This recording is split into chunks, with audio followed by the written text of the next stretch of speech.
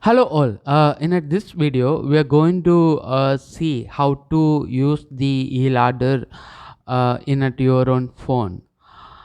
So it's generally without the Nami wallet extension, you can't use the application in the phone. But however, there is something called there is something called kiwi browser, which enables you to install the nami wallet extension on your phone, and using that wallet extension you could actually browse the eladr protocol on your phone. So I'm going to see how it's going to work. So in the kiwi browser, if you install the kiwi browser, go to the kiwi browser, um, then go to I'm actually installed the nami wallet extension in this particular phone.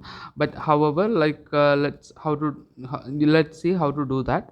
So install the kiwi browser extension and go to the extensions tab, which is over here.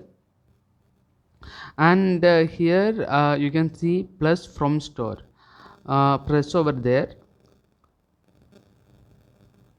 and in that you can actually look for the nami wallet extension. Here nami.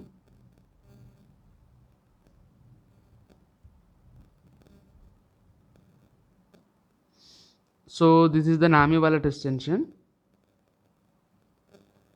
Press over there.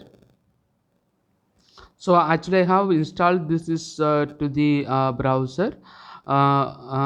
If it is not installed in the browser, instead of remove from chrome, you will see add to chrome. Once you have added this to your mobile phone, you can see it over here. Extensions over here, you can see the if you press over here, it will come up here, and it will be showing here. Once the all the things like the tick mark is enabled and everything is perfect, you can see it over here, and press over there.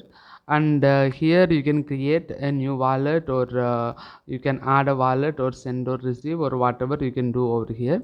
Then once you have done all those stuffs, you can actually go to the website, which is beta.eladr.eduladder.com. Then press over here, enable the extensions here, then press on the connect wallet.